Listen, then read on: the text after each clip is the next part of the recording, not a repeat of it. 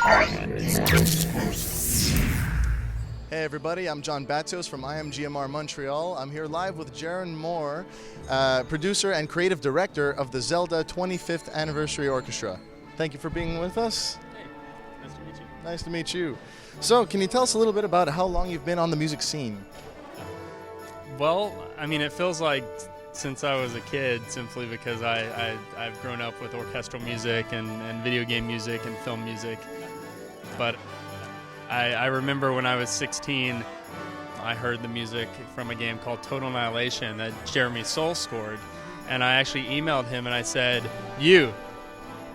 I'm going to be a film director, producer, you're going to be my John Williams. And since then, I went on to produce the soundtracks for Morrowind and Oblivion, and we've worked a lot together.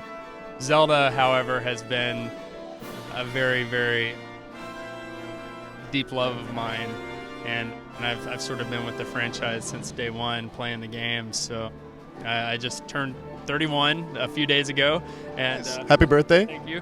And the franchise turned 25 last year, so I was like 6 or 7 when the game came out, and yeah, it's been a lot of fun.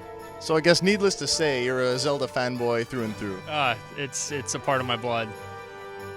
Good, glad to hear it. So from these Zelda games, and since you work so closely with the music scene, what would you say is your favorite Zelda score or Zelda piece? One that is really close to my heart is the music from Twilight Princess. That, Link to the Past, those are probably 2 of my favorite games.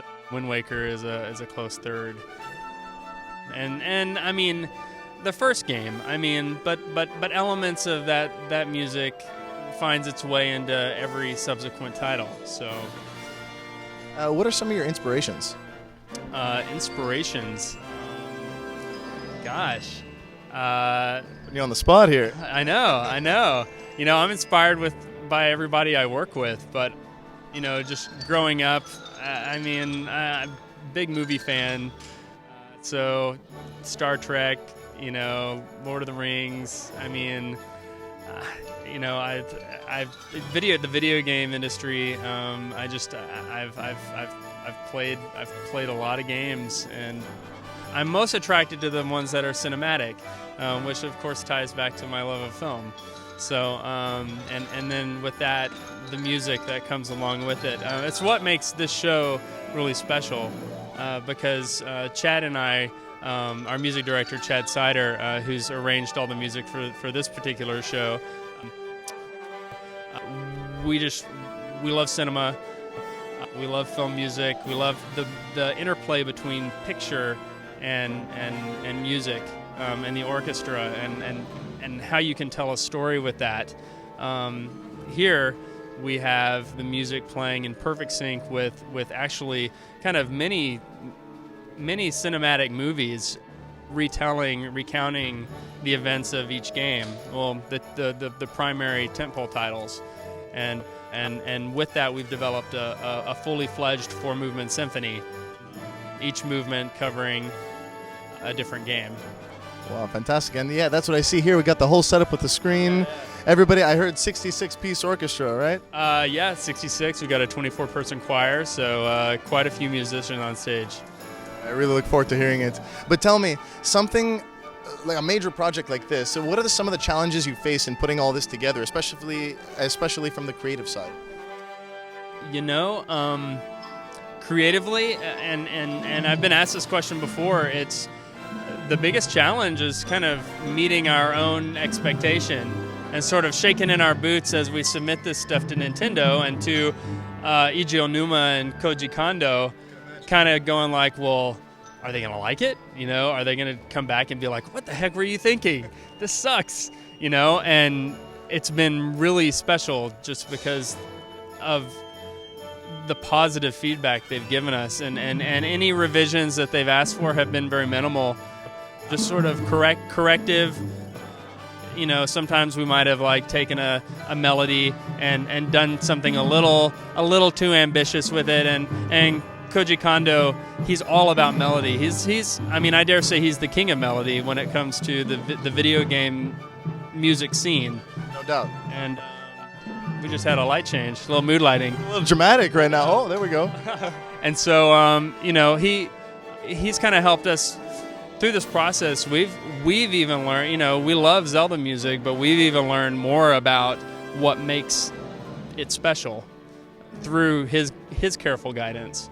And I think that really comes through in the heart and soul of the show when you're sitting in the seat and really hearing, you know, what the orchestra's playing.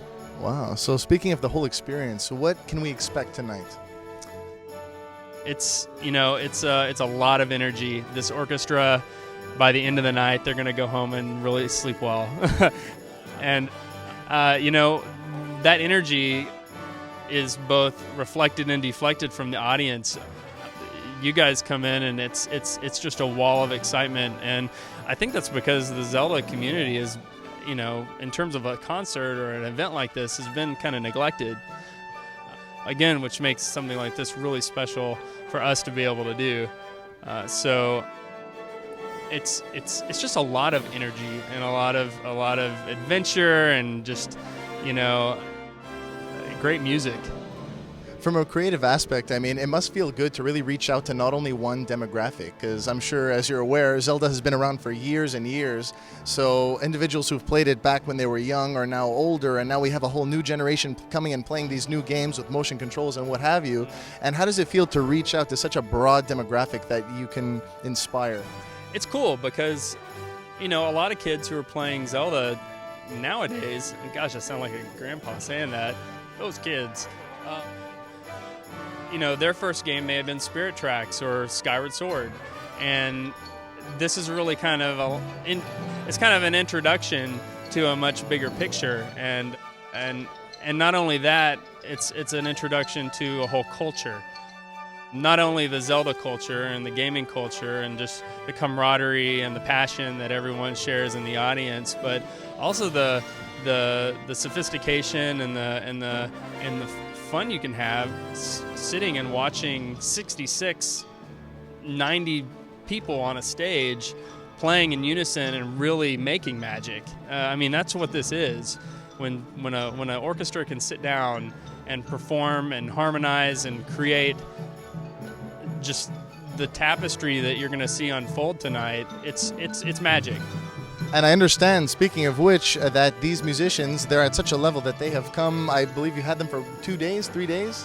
Oh yeah. These guys, after today's rehearsal, which they're getting ready to do, they will have practiced a total of 5-6 hours, and they are at a high level. Particularly, these musicians are amazing here in Montreal, so you guys are lucky because you're going to get a really good show.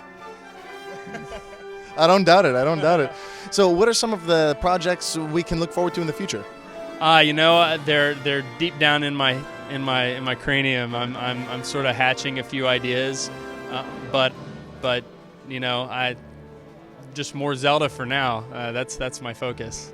You know what? That's what we came to see, and that's what we're gonna get, I guess. Yeah. Ladies and gentlemen, Jeron Moore, thank you very much for speaking with us. Yeah, thank you. And I look forward to the show. Absolutely, thank you. Thanks a lot, guys. We'll catch you later. Thanks for watching.